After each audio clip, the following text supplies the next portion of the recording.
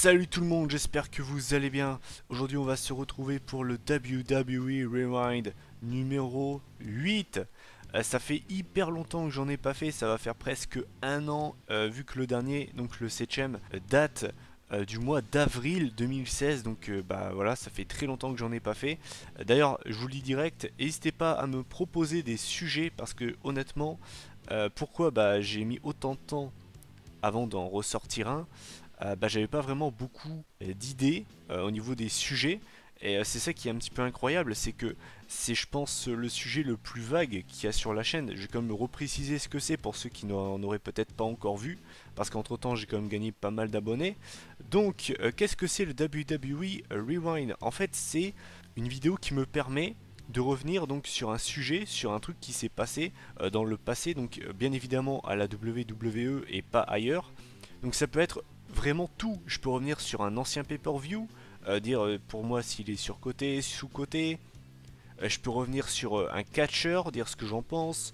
Je peux revenir sur une équipe du passé. Je peux revenir sur une brand, sur une année. Je peux revenir sur un Raw, sur un SmackDown. Je peux vraiment revenir sur tout et n'importe quoi. Et c'est ça qui est génial avec ce concept. Mais le problème, c'est que je ne suis absolument pas inspiré là-dessus. Donc voilà, si jamais vous avez des idées à me proposer, eh ben n'hésitez pas. Je dis pas que ce que vous allez me proposer, je vais forcément le faire parce que il faut que ça me plaise, il faut que je sois inspiré pour en parler.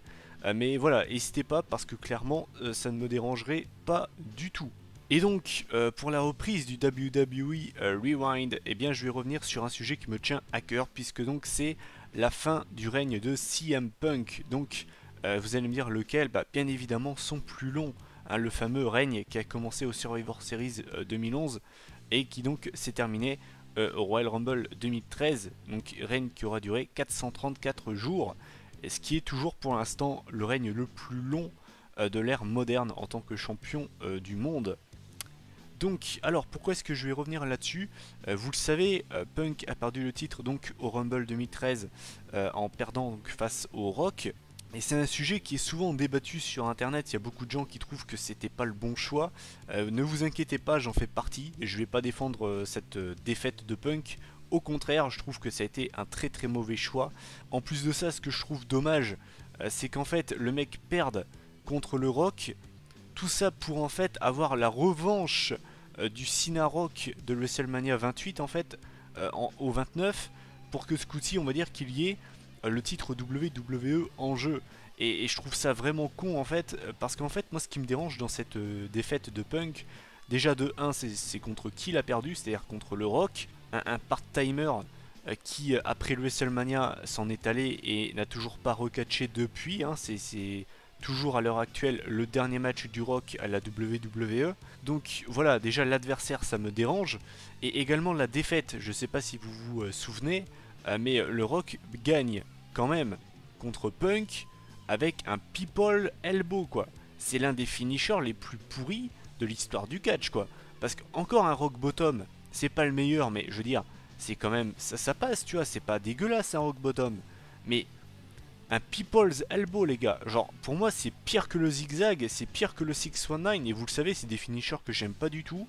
Mais alors le People Elbow quoi, c'est l'un des pires finishers de tous les temps, et le mec met fin au règne de Punk sur ça, donc clairement il y a ça qui me dérange aussi quoi.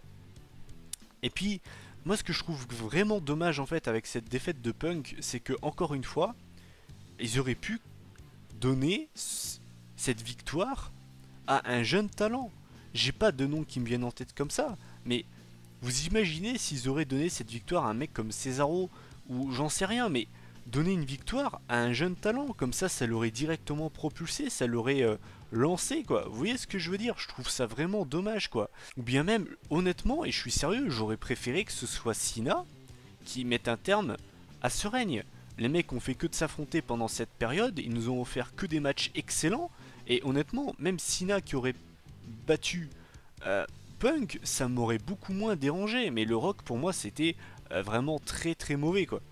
Et surtout, moi ce qui me dérange, c'est que on le savait, CM Punk voulait absolument son main event de WrestleMania, c'est en grande partie pour ça qu'il a quitté la fédération. Il y a ça en fait qui lui a donné envie de partir, parce que c'était son rêve ultime, il voulait main eventé WrestleMania. Et l'autre, on va dire, grande raison du départ de Punk, c'est également le fait de toujours devoir perdre contre des part-timers. Comme il l'a dit dans ce fameux podcast, il a mis over le Rock s'en est allé. Il a mis over Taker à WrestleMania, il s'en est allé. Il a mis over Brock à SummerSlam, il s'en est allé. Mais qui c'est qui reste là après tous ces départs? Qui c'est qui se casse le cul chaque semaine pour vous divertir? Bah c'est lui. Vous voyez ce que je veux dire? Ça a été ça, on va dire, les grandes raisons de son départ.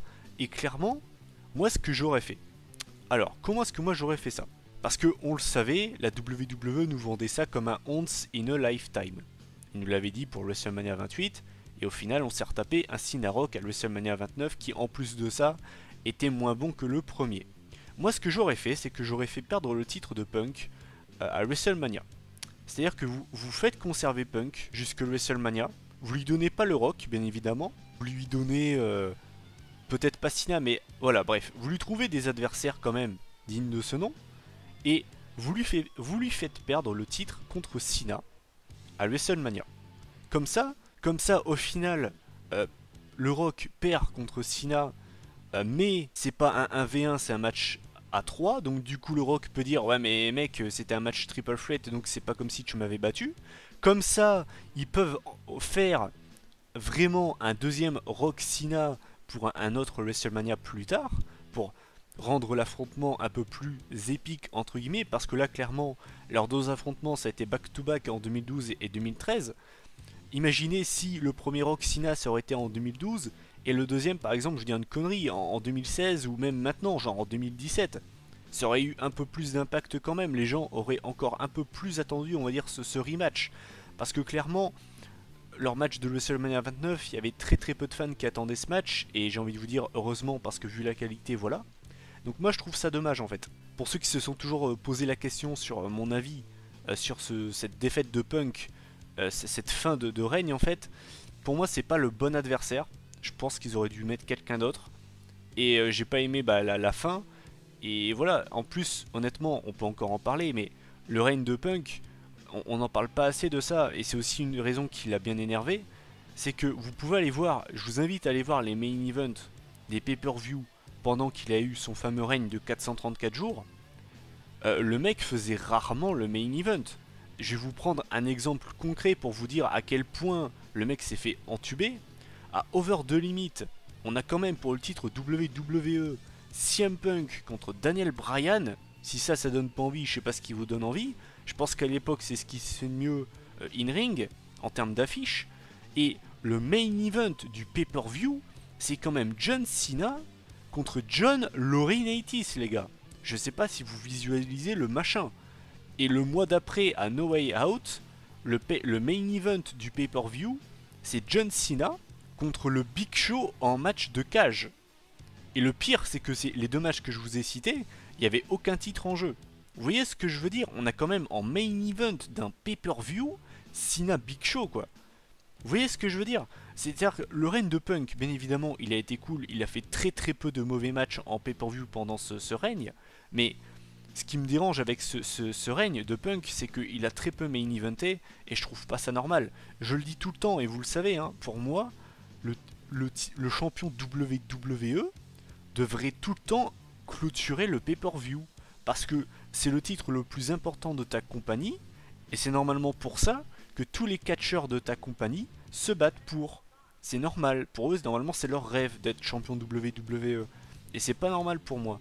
Donc clairement le règne de Punk, je l'ai apprécié d'un point de vue in-ring, il a fait très peu de mauvais matchs pendant ce règne là, mais voilà, comme vous pouvez le voir il y a quand même pas mal de choses qui m'ont dérangé, la fin de son règne, et le fait que le mec main event presque jamais les pay-per-view.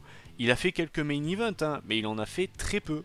Je vous invite vraiment à aller voir sur Wikipédia, allez voir les pay-per-view de 2012. Vous allez voir, il a fait très peu de main event, et moi je trouve pas ça normal. En tout cas voilà, moi c'est ça que j'aurais fait.